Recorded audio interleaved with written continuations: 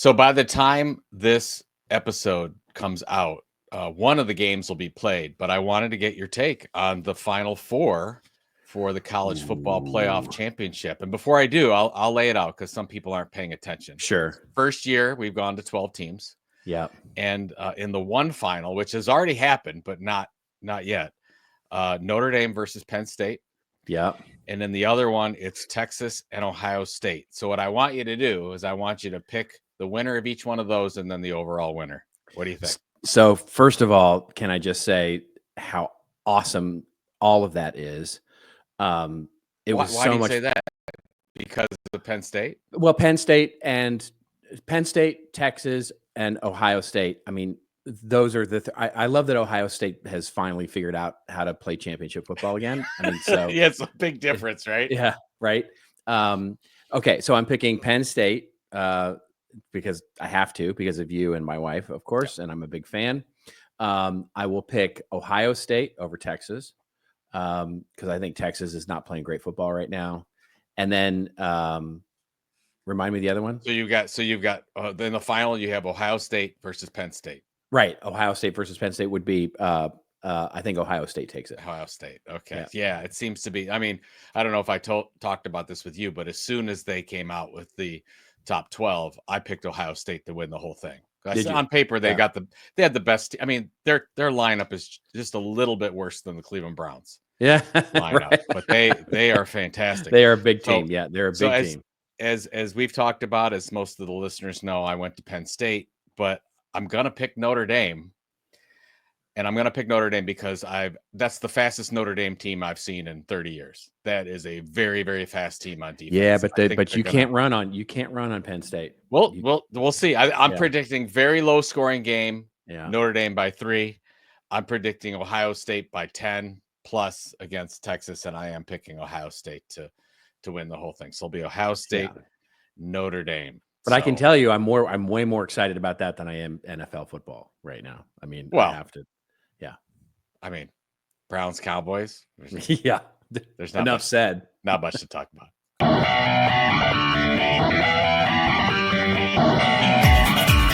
Just remember, everybody has a story to tell. Tell it well. Of this old marketing. And now, for your listening pleasure, here's Pulizzi and Rose, covering the week of media, marketing, and digital content news. This old marketing. Take it away, boys.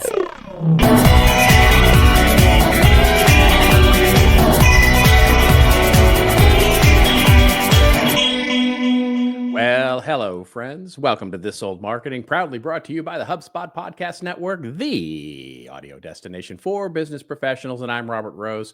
Welcome to episode number 462 for Friday, January 3rd, 2025. Happy New Year to all of you. And with me, as usual, is my pal, my colleague, and the one guy in the U.S. who's probably not up for Speaker of the House, Mr. Joe Pulizzi. I haven't been paying attention to that, but we should. I want to hear your take on it. Yeah, we should tell people that actually this episode comes out on January 10th, not the 3rd. That's right. Yeah. Oh, that's right. But January 10th. You're right. You're right. This is the thing. Yeah. So Happy New Year. Happy New Year. Hi. Yeah. Hi. A week later. Yeah. It's all good. It's all good. You know what? I probably shouldn't even said anything because then people would have just said, "Well, no, people would know. We'd get letters. On? Yeah, we'd get letters. So thank you for that. Thank you for that. That's okay. Correction. We're good journalists here. We always correct ourselves in real time if we can. Fact check. We're fact checking in real time. I have purposely tried not to pay attention to anything political. Is there anything that I've missed, Robert? Me too. Yeah, me too. Oh, have you? So, is there anything really important that I need to know? No? Well, yes? There's an interesting thing. I mean, and in fact, because the interesting thing is this will come out on January 10th, and this may all be settled by the time that people may go, this is already settled. The joke's not that funny. There is such a slim margin in the House right now. And Mike Johnson, who is, of course, up for Speaker of the House, they have to vote him in. They have to vote a Speaker of the House in. Otherwise, they can't certify the election. And B, they can't actually swear in a president if they don't certify the election. Oh, so literally within the next couple of days, they have to get a new Speaker of the House or vote Mike Johnson in. And it's such a slim margin that they can only afford to give up one vote.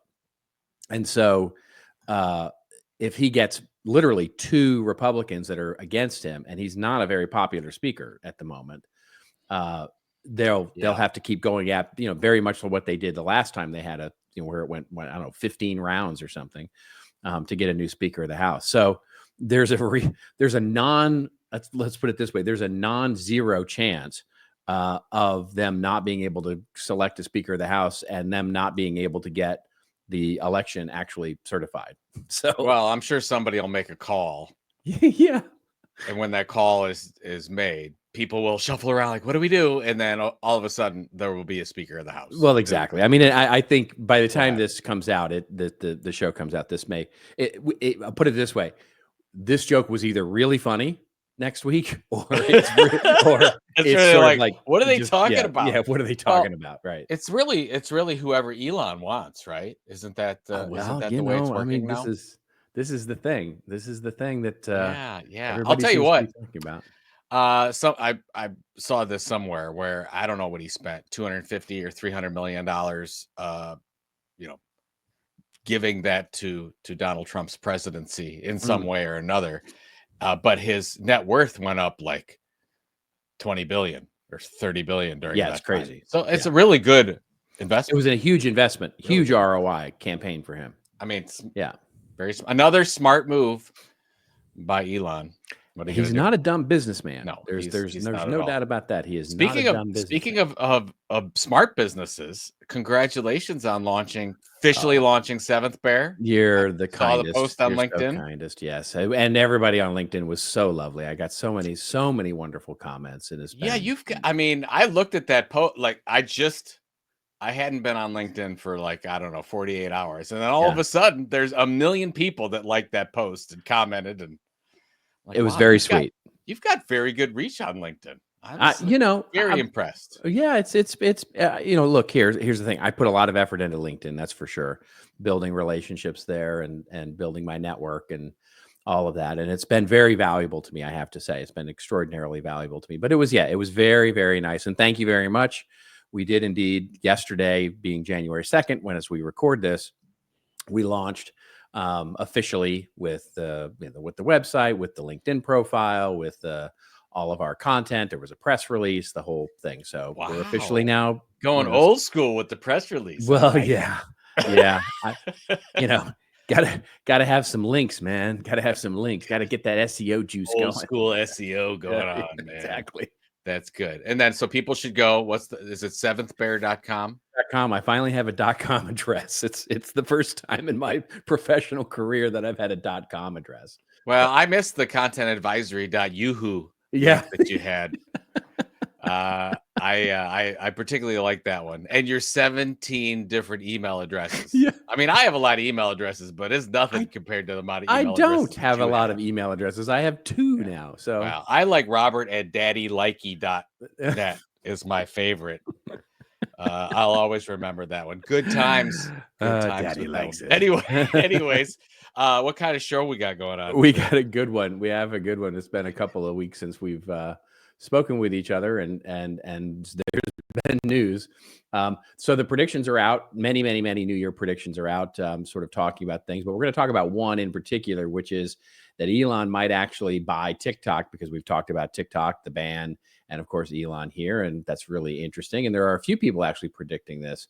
We'll talk about how Popeye, now it's the new year, Popeye and TinTin and a number of other things. There's some really interesting new characters, as well as books and all sorts of things that have now come into the public domain, and what will happen with that. Then after we pay a couple of bills, we'll get into Meta, their plans to roll out AI characters, fully fledged AI profiles on Facebook, namely, and Instagram, possibly. We'll also talk about top rising and declining job titles in marketing as we come into 2025. Then we'll get to our winners and losers, where I'm going to talk a little bit about, the RedZone. It's an NFL, but it's a media and marketing story, I promise you. Yeah. And so we'll talk a little bit about that. Joe is going to talk about predictions about AI, and there's one that's kind of gone viral and is going around, and he's going to talk about one of those predictions in particular. I'm going to talk about the fact when we get to our rants and raves, I'm going to put some commentary on the whole idea that Pornhub is now blocked in almost all of the U.S. South. Fascinating thing. That doesn't there. include you, right? I mean, you're still. Oh a no, I'm regular in. I'm subscriber. My You're account good. is Didn't yeah. stop. It's all fully. Okay. Yeah, it's all Just fully was there. checking on that one. Yeah, there you go. Because when I saw the headline come, the first thing I thought of was you. You were worried about me. I know. I was worried about you. Yeah, you were worried about me. So. And Joe will then go rave about Michael Lewis's latest podcast, in which he talked about, shocking of all shocks, sports gambling online. I know. I have to get it in every episode. We have to talk about it at least once. Well, this is fantastic. I'm glad. It's a good show.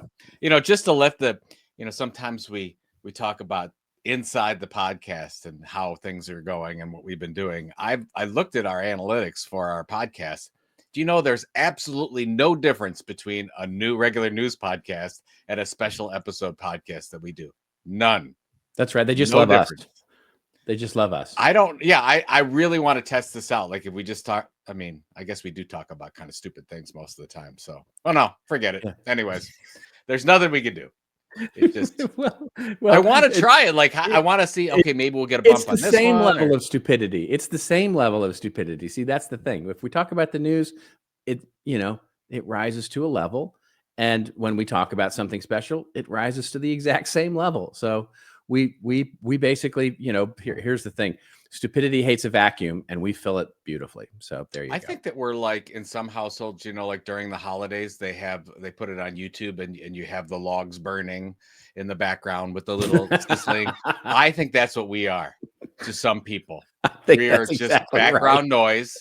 They're doing something else, but they can't quite concentrate on what they're doing. So we're just jibber jabbering in the back. You can listen to the fire crackling and some Christmas music, or you can just put us on. It's the same thing, really. Yeah, that's how much we think of ourselves. All right. Let's get to our first story here, which is about predictions.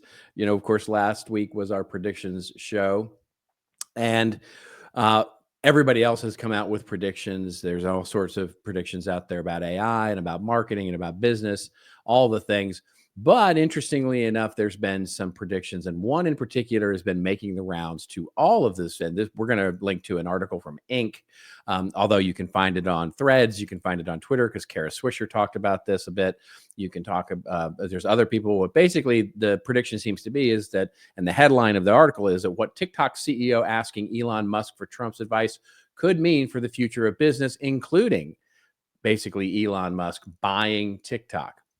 So the article opens up by saying TikTok continues to battle a law that seeks to ban the company from operating in the U.S. over concerns its parent company has overly close ties with the Chinese government. And we know that's actually coming up here in the next week or two, that it's all going to come to a head.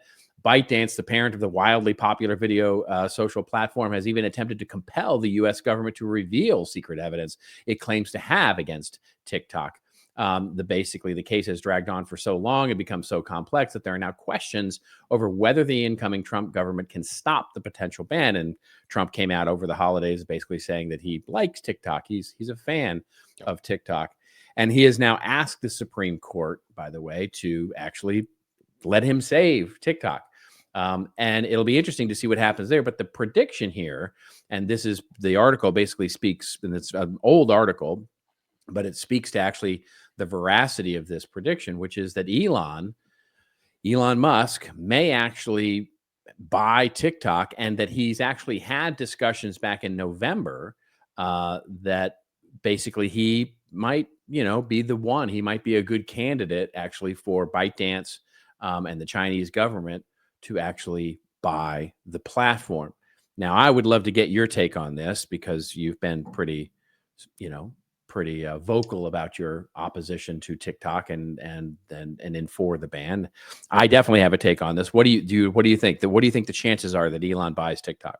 Well, first of all, I think we talked about this when it was Trump and not Harris in as president, our next president. That's when I switched oh my God, it's definitely going to be banned too. No, I don't think it's going to be banned.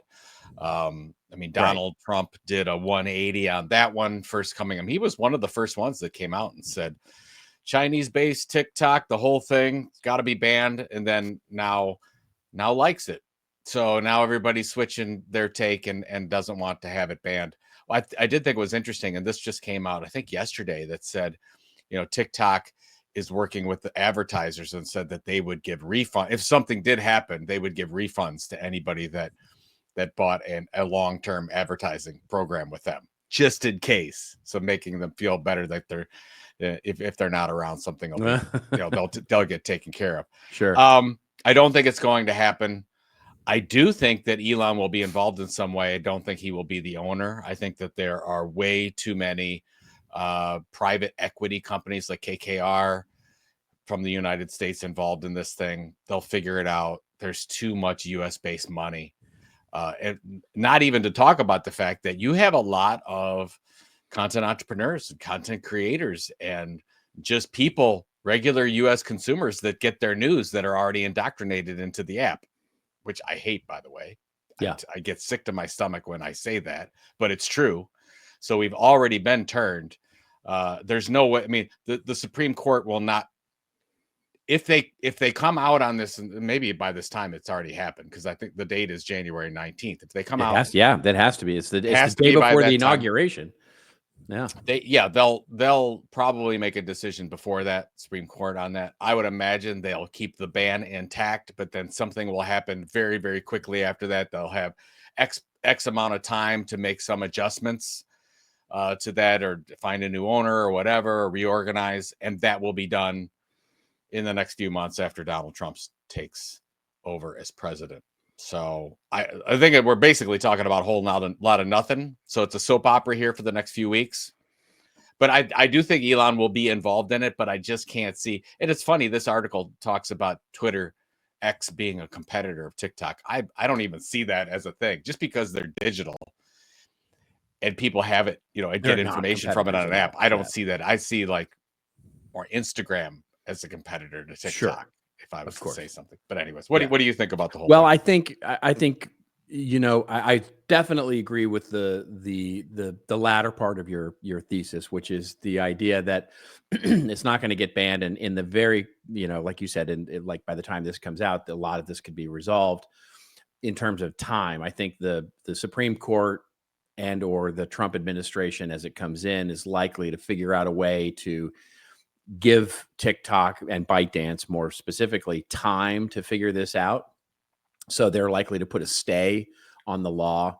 As we talked about in our prediction show, it could be that they basically come out with, and not support it, but not do it. Sort of a couple of justices will recuse themselves from making a decision. Therefore, it doesn't become precedent.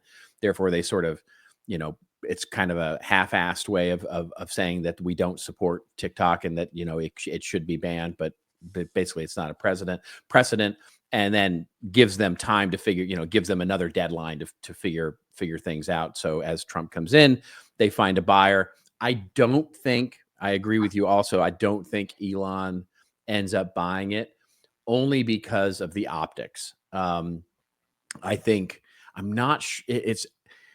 it's very weird to know what the Chinese government and Elon's relationship is.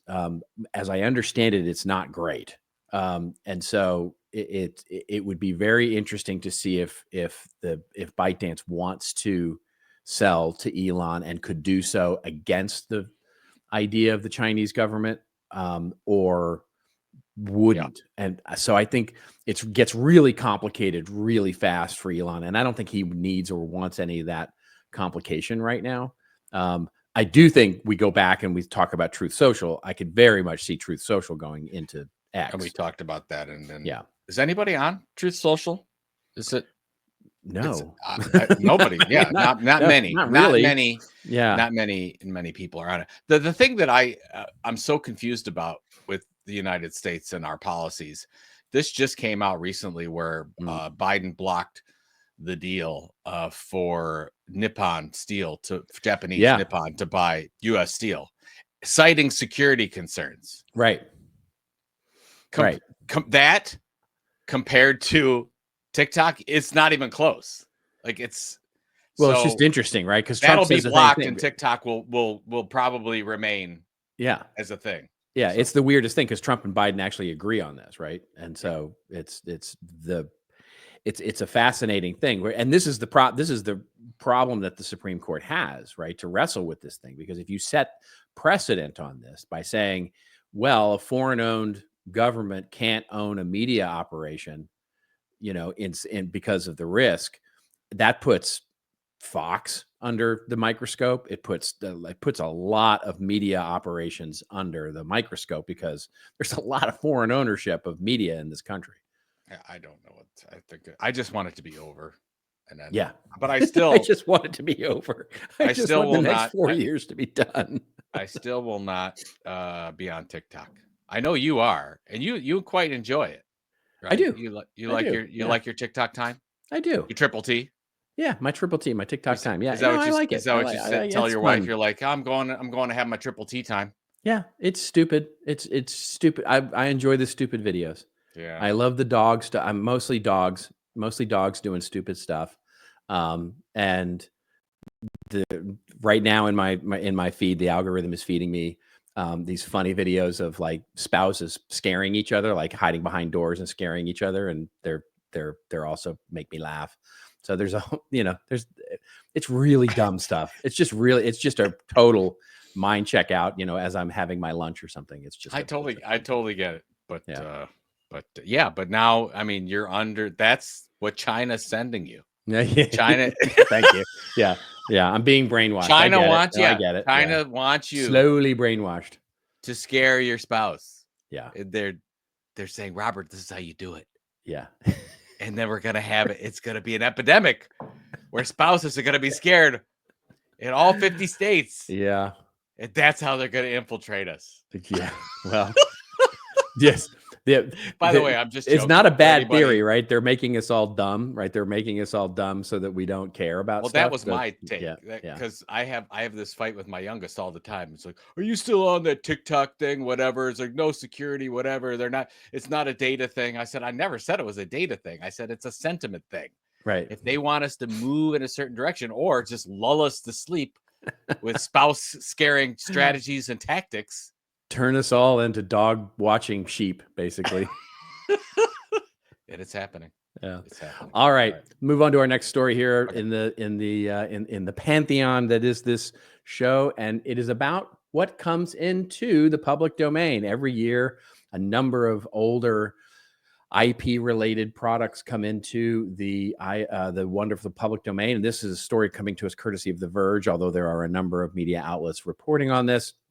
And the headline is that Popeye and TinTin are now in the public domain. Popeye's very first iteration, Who Didn't Eat Spinach and Gain Strength, is now free to copy, share, and adapt. And the article continues on by saying it's a new year. This year, thousands of copyrighted works created in 1929, including the earliest versions of Popeye and the Belgian character Tintin, which I read as a kid. I don't know if you read Tintin as a kid. I did not read Tintin. Definitely read Tintin. Duke's Law Center for the School of Public Domain has once again rounded up the most iconic works. And there's a list here in the actual article. There's fascinating works here. Oh, some amazing. Look at, we're listing them here. William Faulkner's Sound and Fury. So we talked on this show before about how someone took Bram Stoker's Dracula and created, I think at the time it was a Twitter channel, and basically posted in at 144 characters the entire novel over the course of a year, and built a huge following for doing it. When I see Sound and Fury on here, I'm very tempted to do something similar because Faulkner's one of my favorite authors. Farewell to Arms too. Oh, Farewell to Arms from Hemingway. It's amazing. Sounds like, well, even this article at the end says about Agatha Christie's mystery that Netflix is going to do something around that. Oh, sure. There's going to be, there's already Reddit being Reddit. Speaking of TikTok. So Reddit being Reddit, they've already uncovered 2 Popeye, because you remember when Santa Claus, they had the Santa Claus horror movies. Well, Popeye and Mickey Mouse, they did the same thing. Or no, it was Winnie the Pooh. They did the same thing with horror movies. Yeah. And it was, and they did, there are already 2 Popeye slasher movies out there. One of them's called Popeye the Slayer Man. Wait, I got a picture of this one. This is crazy. I don't know if you look at the. I don't know if you could. If you're watching the screen here, you can kind of see. Look at that dude. Yeah, look at that guy. This is the pop. It's so good. Slayer Man. Popeye the Slayer Man. It's so good. I watched the trailer, by the way. And how does the movie look? It's exactly what you'd think it is. He can crush heads with his hands. It's nice. Yeah, it's kind of disturbing. Yeah, no, it's actually fun. It's totally fun. But I think we talked about this when Mickey Mouse, the Steamboat Willie, went free, and I do think that if you're a creator or a brand out there, there are opportunities here to ride on some of the coattails of this content. I think there is, very much like this the Dracula thing. And the interesting thing I think is it tells you whose lawyers have the best reps. Because not a lot of people went out and did the Steamboat Willie thing because they just know, right? They just know that the sharp teeth of Disney lawyers are you don't mess around, right? So you had to be super careful with the way that you applied Mickey Mouse. Even with this one, so the Popeye that's out in the wild here is one that did not yet eat spinach to get strong. That's right. But this trailer, which the movie's coming out, I think this month, in this trailer, Popeye is eating spinach and smashing heads. So I already see there's problems with this one. There's gonna be. I came here to eat spinach and bash heads, and I'm all out of spinach. What's a Popeye's accent? I can't do it. You'll eat the spinach. Oh, that's it. Oh, that's really good. You and your impression. I can't do the voice. I can do the laugh, but that's it. Anyways, opportunities abound. There's some good things. Yeah, I totally agree with you. Like, especially if you're a novelist, I mean, you could take adaptations of some of this work. Oh yeah, you could. The fan fiction stuff is going to be off the charts. So good. Yeah. Oh, speaking of fan fiction, we should probably pay a couple of bills. I don't know. Do you feel like your leads never lead anywhere? And you're making content that no one sees, and it takes forever to build a campaign? Well, that's why we built HubSpot. It's an AI-powered customer platform that builds campaigns for you, tells you which leads are worth knowing, and makes writing blogs, creating videos, and posting on social a breeze. So now, it's easier than ever to be a marketer. Get started at HubSpot.com/marketers. Can I be direct for a moment? Direct about a podcast? That's the DTC Pod. The DTC Pod, hosted by Ramon Barrios and Blaine Bolus, is brought to you by the HubSpot Podcast Network. And it's about all things direct-to-consumer. Ramon and Blaine cover everything from starting, growing, and optimizing e-commerce direct-to-consumer brands. They talk with founders, marketers, platforms, creators, and marketing and growth agencies to cover all kinds of topics like brand building, social media, influencer marketing, website conversion, paid media, Facebook ads, consumer trends, email marketing, and if you can believe it, more. That's right. Find DTC Pod wherever you follow your favorite podcast.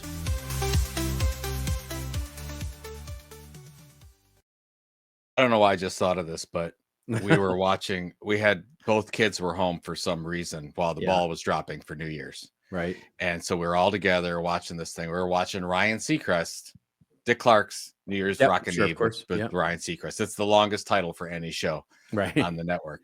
And what I thought was interesting from my youngest comment, he said he had to get up and leave because he said there were too many commercials. There's like 12 minutes of commercials in the last 25 minutes. Could not take it. He says, I don't know how you old people can watch television with all these commercials. So I said, well, that's the problem with I don't know how you old people really? I mean, like, and I mean, even I was getting a little bit perturbed, but they get their advertisements in different ways. Did you stay up for the whole thing? Did you watch the ball drop at midnight? I watched the ball. Yeah, watched the ball drop, and I heard that they are getting a new ball in New York next year.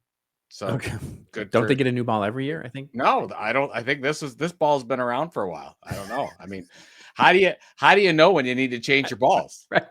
Like, I don't know. Seriously. Sometimes the jokes write themselves, folks. That's I'm assuming there's I'm assuming there's a ball watcher, and that ball watcher said, "Hey, we got to change the balls now." It's how they handle the ball. Really, it's what it comes down to. It's a very delicate process. Indeed, because you have to handle the one ball as you get the other ball ready to be put into place. This is where we jumped the shark, folks. It was the ball washing episode. There we go. Anyway, Anyway, let's get on to our next story here, which is about Facebook and Meta and Instagram and Meta, and this is making news all over the place. We will actually link to an article, which was one of the only articles I could find that wasn't gated by some paywall, which is from Social Media Today. And it basically says Meta's plan to unleash AI bot profiles could actually work. The article goes and starts off by saying, if you thought that 2024 was a big year for social platforms pushing AI elements into their apps, you ain't seen nothing yet, with Meta looking to bring even more AI to your feeds over the next year. How is it going to do that? The article asks. Well, aside from injecting AI chatbots into every aspect that it can, Meta's next plan is apparently to deploy millions of generative AI characters and have them pose as actual users on Facebook and Instagram. According to Connor Hayes, Meta's VP of Product for Gen AI, soon there will be a whole range of new AI profiles activated within its apps. They would be joining, by the way, the article doesn't talk much about this, but they would be joining a number of AI characters that are already on Instagram and Facebook as influencers. And I think this is going to play a big role in influencers. What's your initial take here? Yeah. So initially this article goes in and says about, you can have some of these AI bots follow you, and creators might want some of this because you get more followers, whatever, even though you don't need followers anymore because they give you whatever feed that they're going to give you. I mean, we've talked about this before. I've thought about it for a while. I think that in the next few years on social media, a large percentage, I don't know what that is, 25%, 40% of the content that you're getting and the interactions you have will not be with real people. It will be with these types of avatars. And the reason why I really believe that, maybe I'm going low on this, but the stuff that I've read on, the epidemic of loneliness that we have, at least here in the United States, and this growth of AI generated friends, for lack of a better term, that's happening is a real big deal. I mean, we are absolutely seeing the movie Her play out in front of us right now, where you have your best friend is an operating system of some kind. And it's scary. So just take that. I mean, that's happening. Is that going to happen? And the reason why I think it's definitely going to happen, and Meta and other social media companies are going to push this, is because they don't have to pay any creator fees for it. They don't have YouTube. I mean, there's a lot of money. I mean, at least not a lot of money to them, maybe, but hundreds of millions of dollars that these companies are paying creators to support the creator economy. The more non-human beings that they can have as part of this platform, the less they have to pay if they have to control it. So it's funny. We always talked about, is Facebook going to a media company because they have the consumer driven content? Well, now they're creating their own content in the form of these AI bots. So that's at least my take. That's the key, right? Is it keeps you engaged, it keeps you on the platform, it keeps you reading, it keeps you scrolling. And that's the number one job, that Meta has in terms of being able to service its advertisers. It'll be really interesting to see when this actually starts to emerge, if it actually starts to emerge, because I think it's probably still a question. You could very easily see this going south quickly as they start to roll it out and then putting a pause on it. People aren't even going to know. People aren't going to know. I think, well, in some cases they will, if you want to be blatant enough about it. Yeah, well, if you believe them, they're saying that everything will be labeled, right? They're saying everything has to be and should be labeled. And they've already started doing that with AI. It was interesting. My wife posted, she was doing a Happy New Year's post, and she had ChatGPT do a quick picture of fireworks or something, and to post with her Happy New Year post on Facebook, and it labeled it as both Instagram and Facebook labeled it as AI. So it's interesting that they're catching it, and so that it really depends on how much you trust and believe that they're going to mark it up. But I think what the interesting thing to me is that this encourages. So the scary part of this to me is the behavior that it encourages, because you can go into AI Studio now, which is a Meta product, and you can start creating your own, right? So I could see brands trying this out and developing AI-driven influencers, chatbot influencers, or trying to build these influencers, very much like the models are. There are a couple of people who are, by the way, making money at this. Sometimes $3,000, $5,000, $10,000 a Yeah. month from these AI-generated avatars that are basically, pictures and short animations of these influencers wearing different clothes and appearing in different places and all of that, and making co-advertising money. But I could see brands doing this very for their marketing purposes to create, because there you have an employee who doesn't quit and doesn't, right. isn't in any risk of saying, untoward things about your brand and all that kind of stuff. So as that starts to roll out, it will be very interesting to me to see how people react to it, because I'm already seeing just a very strong visceral reaction to AI generated content. You're starting to see now, I see it a lot on LinkedIn. I see it on Facebook, where AI generated, like there was somebody who posted up because they have access to Sora and Google's new product, which I forget the name of, the video creation tool, who created a short movie, sort of a 6-minute movie, using the tools. And, it's nice. It was a nice little piece, right? It's a 6-minute little short story. It was more like a trailer than it really was a movie, but it had voiceover and music and cut scenes and the whole thing. And it was very cute. And there were at least 100 comments on the LinkedIn post saying that this is how awful it was and how they turned their stomach. I mean, they were really upset by it. And so I think there's a real chance here that we consumers are not going to love this as an answer. But to your point, there are also people out there who are getting value from AI helpers and truly anthropomorphizing AI and ChatGPT to the point where it's like, it's my friend. He's my friend, and I get to talk to him, and he knows about me. And it's like, wow, that's a really, it's a really interesting. I don't know, dangerous is the right word, but it's certainly a concerning place to be. Well, a couple of things I think that marketers are a very cynical audience for that. Like, of course, when I was in Italy, there's a group of marketers that were talking about Coca-Cola's holiday commercial that was all AI generated, and they're like, this is crap and blah, and they're designers and their whole, well, Coca-Cola's run it everywhere, and it cost them a fraction of what a regular commercial would, and nobody seemed to care about that. Like, regular people, there's nobody up in arms over that. Just marketers are up in arms. But well, and I actually had a couple of offline discussions about that Coca-Cola ad in particular, and my take on it was, you're right that there were content creators who were upset by it, and the advertiser and Coca-Cola was, in their press releases were saying how much more effective it was and fast and efficient it was. Yeah. And I looked at it and went, yeah, but you're right. Nobody cared, which is actually the worst, right?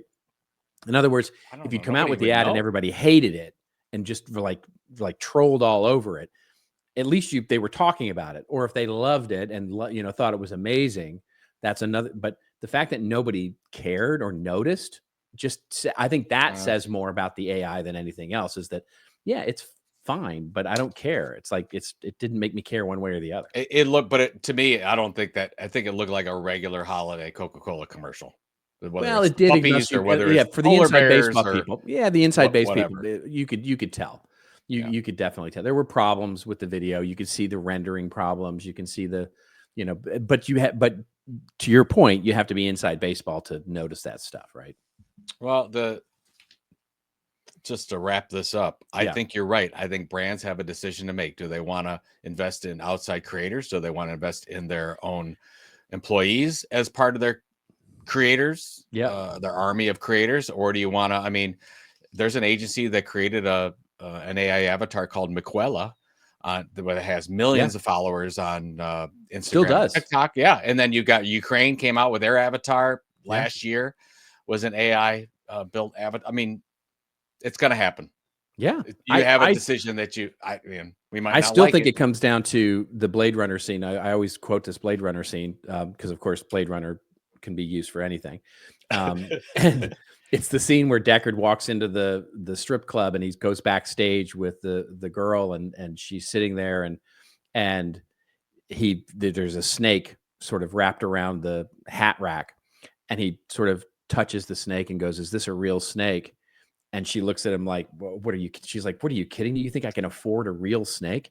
Yeah. And that's the kind of thing I think where human-oriented content is going, where human-oriented content or human-created content will become the exception rather than the rule.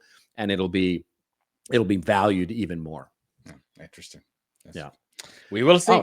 All right. Moving on to our last story here before we get to our winners and losers. We're going to talk about an article in Adweek, and it is the top rising and declining job titles in marketing as we enter 2025. This is exclusive data from LinkedIn, shows how the industry is changing, says the article. And the article opens up by saying, although the number of U.S. jobs in advertising and public relations and other related services remained flat throughout 2024, and boy, I think all the marketers would beg to differ. They're like, didn't feel flat to me. The jobs themselves are changing. Exclusive data from LinkedIn shows how, when comparing the quantity of marketing-related job titles on LinkedIn user profiles in 2024 versus 2022, no position experienced more growth than sales marketing supervisor, which increased 977%. I don't even know what a sales market anyway. It's funny. I never heard of that title. I've never heard of that title. The supervisor part, like supervisor, sales marketing supervisor. Sounds like the guy's name would be Chad, and he would work at Walmart, right? Well, no, I think Chad has a hard hat. Yeah, that's really just coming off the sales marketing line. Yeah, and he needs you to fill out that TPS report right now. Anyway, the spike in volume suggests a greater focus on connecting revenue with a company's promotional efforts. Derp. Anyway, I'll get off on a rant on that. Whether that is a TV commercial or influencer partnership. Roles dedicated to innovation, sports, and events also rose in popularity over the past 2 years. Sales marketing supervisor, general merchandise manager, director of marketing innovation, sports marketing, and senior event marketing manager were the top rising titles. As far as declining titles, just quickly, small business consultant, search engine optimizer, vice president of market research, director of audience development, and search specialist were down in the 80% to 90% range. The one that disturbs me there is director of audience development, but I saw that too. You can just see basically we've talked about this on the show before. I've talked about it, the content marketing world. Content marketing is just marketing now. Or marketing is just content marketing now. And so everybody's the activities haven't declined, but they're now being taken care of by just marketing people. Totally agree with that. Yeah. Absolutely. Yeah, that audience role and it's being taken. It's not that the right role into marketing. Yeah, it's not that the activity has declined. It's that there being a single person with a dedicated job title for it has declined, which is not good in my view, but also I don't worry too much because the activity, I can still see it happening in businesses. Well, what's interesting to me about the top 5 titles, I put them into 3 buckets. One is some responsibility for revenue. So obviously sales marketing. It's related to that growth in CRO, right? The chief revenue operations guy. And but if you could if you're a marketer and you can tie yourself to some kind of direct revenue, great. Wonderful. You might be able to save your job. But the other director of marketing innovation, that's probably an AI type role, if I had to guess. So that makes sense. And the sports marketing and the senior event marketing is experiential. We've been talking about that for years. There's still going to be this, especially with everything driven to digital and AI content creation. You're going to have this huge opportunity for live events. Yes, and verticalization and verticalization, specializing in verticals, right? So sports, healthcare, and sort of financial services. I'm sure all of those have seen increases. Oh my God! You know what? We should probably the biggest change that's going to happen over the next 2 years is going to be in healthcare and healthcare marketing. Oh, it's huge. It's just gonna. I mean, you could just feed your stuff right into some AI platform, and they can tell you exactly. Like you don't need you won't need to go to a doctor for a lot of things. Yeah. I think in the near future, your doctor will be on your desktop or your phone. I'm telling you, I you know, when I would talk to people at conferences and stuff like that, and especially marketers, and you know, you're sort of you're over a cocktail or something like that, and the conversation turns to what a crappy year 23 and 24 were for marketers, and somebody goes, "Oh no, it was fantastic for me," and I would ask, and I say, "Oh, what do you do?" And inevitably it was something in healthcare, right? Yeah. Because it was the healthcare did not see this. Healthcare is bolstered right now. It is feeling very bullish. Big shakeup coming though. Yeah. For a lot of these. It'll be fun. It'll be fun to watch. There's no doubt about that. All right, let's get to our winners and losers here, where we talk about a recent winner in marketing or a recent loser in marketing. You want to go first with your AI? Yeah, mine's real quick. Here? I just thought this was super interesting. I'll put it up here on the board. This is Jim Krugerl, a good friend of mine, sent me this Greg Eisenberg list of. I got this thing from a bunch of people too. Yeah. Yeah, I thought this would. Number 3 is the one that you and I have talked about, maybe not on the show, but separately. So I'll read it. It says number 3 is AI-free becomes the new organic. Products start advertising themselves as made by humans or AI-free as a premium feature, not because they're better, but because humans start craving the imperfection and authenticity of human-made things. I don't know about that last part, Robert, but I definitely think that you're going to see more and more labeling of, like you meant, labeling of AI. I think you'll start to see labeling of human. AI has not touched this. I think there's a huge opportunity there, and I think that marketers and creators need to think about, you know, what stance you're going to take. Are you going to? I think you play on one or the other end. I don't know if you just you're in the middle here and you're like, I don't know where I stand. I think that there's an opportunity on either side to go all in on the AI or all in on the human. You know, and I see both, right? I'm seeing both right now. I'm not seeing a lot of, it seems to be you're either publicly all in, right? Like you're saying, you know, oh my God, AI content is amazing. You know, I mean, we know the people in our Facebook and LinkedIn feeds who are like, you know, everything I create is through AI now. It's all automated and I'm amazing. And I get to sit on a beach. You're all terrible. You're all crap because you're not doing this. Or the opposite, which is nothing. I will never touch AI. You know, and the middle part seems to be people who are like, well, yeah, sometimes I use it. You know, I'm kind of, it depends on how I'm feeling. Yeah, you know, it happens. But they just don't talk about it, right? And so that I think I mean, we were just talking about this with the Blade Runner thing. I think that is the one prediction I really liked was that one. I think that is the others. So much of it is either already happening or is like, oh, really? You know, the agent, you know, all the agentic stuff, that's not happening this year. I mean, it will be announced. I promise you. The Salesforce will announce it. Microsoft will announce it that they all have it, but it'll basically just be, you know, they'll all be algorithmic driven, you know, cron jobs, right? Basically the sort of you know, the things we've been doing since the 80s, basically.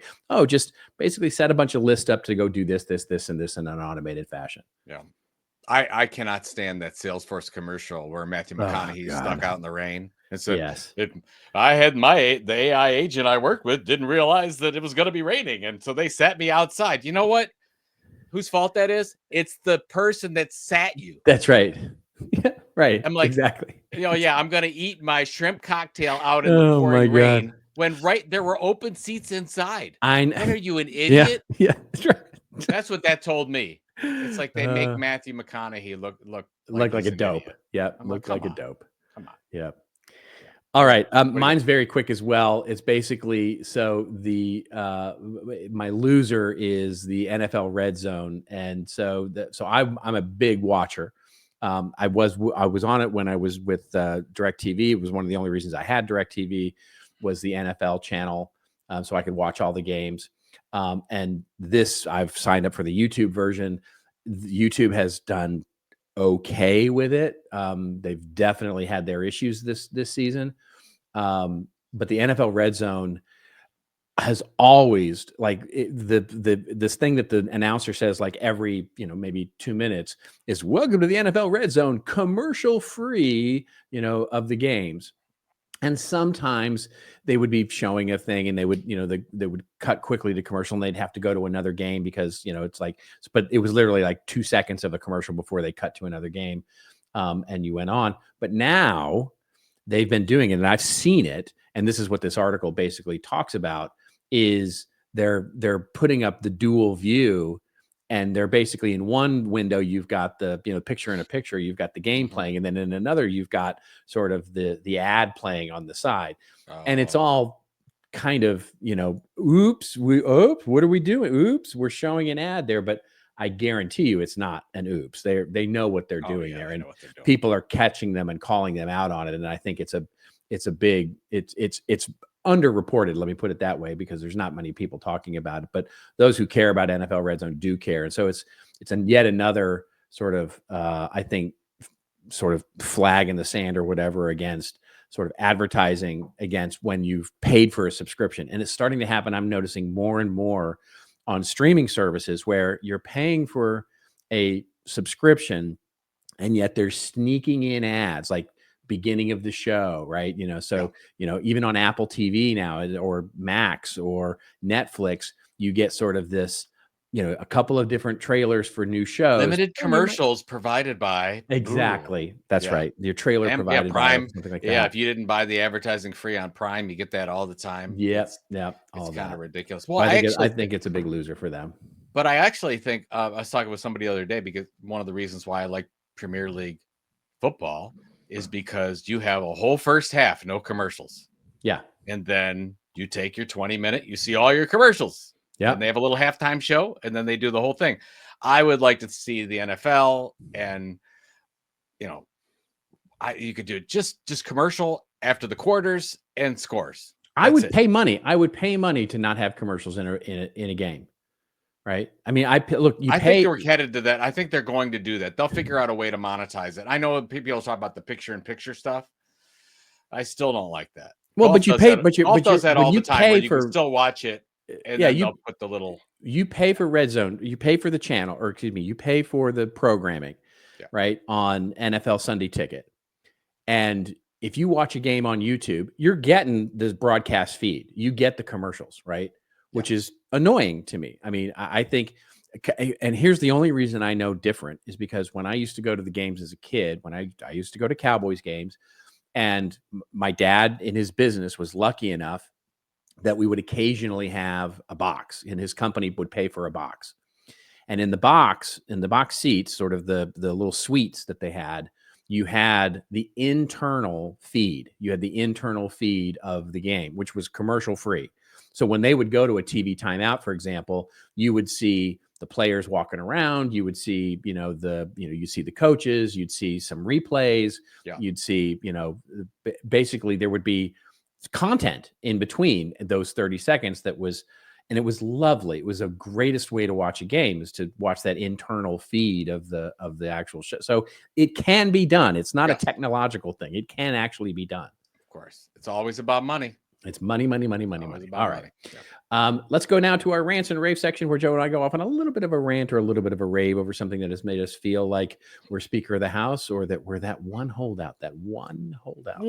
And that's going to be interesting to see what happens over the next week or so, whether this joke's going to land flat or not. I think the job to pick the Speaker of the House is the same guy that's watching the ball drop. Yeah, in New York and making that decision on changing the ball. He's handling the ball. Same one. Yeah. You want me to go first? Mine's real quick. Mine's super quick. Yeah, but you go first. I'll go. Yeah, I'll go first. Okay. So I don't know where I was at. I think I probably listened to Prof G podcast where Michael Lewis, one of my favorite authors, Big Short, Moneyball, Blindside, I think is another one, but he's on talking about his newish podcast, which is 5 years old, but he basically does different like focuses every year. And this year, his podcast called Against the Rules is focused on the fan. And there's a chunk of like 6 podcasts talking about the birth of sports gambling, specifically online, and how that's changed and how FanDuel and DraftKings work. And it is fascinating. It's like You don't realize that if you're a really good gambler and you bet heavy and you win, like you're a very smart bettor, you cannot get an account at FanDuel and DraftKings. Right. They want really dumb bets. They want to do the parlays, all that kind of stuff. So they go through that, and he does a lot of research on it. They set people up, and they try to work with these organizations, and then they get banned. It's super interesting. And it's also sad at the same time because it's talking about they can actually measure this state, what are their depression rates, suicide rates, bankruptcies rates versus this state. And the only difference is one has legalized sports gambling and the other one doesn't. Yep. So you're like, oh, it's kind of nasty. I think it's going to come to a head at some point. It's got to come to a head at some point. It's getting really bad. I mean, I don't know how long can you fleece a society and take their money? I mean, it's destroying Australia and Greece right now. Like really, really bad things are happening, especially with underage. They're getting through all these age-gated firewalls here, which I think you're going to talk about it in a second with sports gambling in these countries. And they're the same as happening in the United States. So I don't know. Anyways, if you're interested in it, I would say start with I think it's episode 4 of the current season where he starts picking up on sports gambling. So there you go. Fantastic. Well, and in fact, mine is related. Interestingly, over the new laws in the U.S. South, there's new law in Florida, and new law across the U.S. South is that Pornhub is now blocked. Now that headline is a little misleading because it's not actually blocked in those states, but in many of those states, and we'll link to from 404 Media. There's an interesting article about this that you can go read. But the interesting thing to me is that it's not blocked, but it's almost worse than blocked because blocked would actually tell me that they are serious about making sure that kids or whatever don't actually see bad things on Pornhub, whatever that may be. I wouldn't know. I wouldn't know what I don't even know what the content is on such a site. But the interesting thing to me is the fact that the way that they're doing it is they are age gating it, but they're making you submit IDs. Like you literally have to put up your driver's license or some sort of government ID in order to get through the gate. And of course, Pornhub doesn't want that information, doesn't get that information, has no interest in that information. And so they're actually now, starting to say, okay, you're done, right? We don't want that, right? So it's an interesting, basically back and forth that's happening right now over content. And I think the concerning thing to me is that this is a first step into many things. We've talked about how on one side, well, access to social media should probably be age gated, right? We've talked about this many times on the show. It's like, yeah, that's an interesting idea. And age gating is a problem. And we've talked about the Australian law. We talked about all sorts of things. And we've talked about maybe legislation coming here to the US. But I think what's happening now in the US South with regard to access to some forms of content, and porn is obviously an easy target here. And, if this were, for example, some other form of content like political journalism or access to, a particular news station or a particular form of content such as, exposés or anything like that, we'd be having a different conversation, right? Yeah. And in the context of where we are with TikTok and a ban and free speech, and what we see happening across X and others with, somebody like Elon basically saying anything goes on X. You can pretty much ask AI to do anything there, and pretty much anything you want to say on X is fine. And that's okay. And we don't age gate that, and we don't block that. And the southern states don't block any of that. So that's okay. Violence is okay. We can show people getting their heads cut off. We can let people gamble and get around the lame ass age gating there. But so the standards are so weird right now. I think it's a really concerning time when we start thinking about it. And again, Pornhub's a really interesting example because it's an easy target. It's like, of course we're going to age gate that, right? Of course that's okay. but it is indeed a slippery slope, and I think it's going to be an interesting thing to follow over the course of the year. It's such a tough one, because if you look at the effects, and I'm not condoning anything here, but if you look at the effects from somebody watching porn versus somebody that's on social media 4 or 5 hours a day, it's the social media is worse. Yeah, it's worse. It's leads to depression, antisocial behavior, all sorts of things. So I'm just saying the double standard here is just crazy to me. But you're right. I mean, it's going to be really interesting. Yeah. I don't know where it's going to go. Yeah. So, yeah. Well, we'll be here to follow it all. Absolutely. Yes. Well, Yeah. I mean, I like that you're an official subscriber to Pornhub, so you can tell me exactly what happens. I'll test it out. I'll test it out here for you. And then keep me updated as to what you're going to do with the new ball. Yeah. They're related, really. Ball handling and related. Yeah, I think it's the same site. Actually. Oh my, we should probably get out of here. Yeah, I'm gonna go here. Yeah. Okay. Hey, everybody. Thank you so much for hanging out. So here's the thing. Next week, we have a special episode because, as you heard in the beginning of the show, well, sometimes we have special episodes, sometimes we have new shows. And both Joe and I will be traveling. So we're going to do a special episode for you, and it'll be really fun. So you'll want to tune into that. And until we see you again next week, just remember, it's your story to tell. Tell it well. We'll see you next week on This Old Marketing. Hey, thanks a lot for making it this far in this week's episode, and thank you all for being a part of This Old Marketing. You can check out all the show notes of what we talked about today at thisoldmarketing.com, and it's also where you can leave us a review or a voicemail. We need those reviews and comments on whichever platform you follow us on. And if you haven't followed the podcast, please go do that and make sure you catch the latest and greatest episodes every Friday morning. We're on Apple and Spotify and all your other favorite podcatchers, of course, but we'd love it if you went over and subscribe to us on YouTube. That's right, YouTube. youtube.com/@thisoldmarketing. We'll see you again next week, folks, with another episode of This Old Marketing.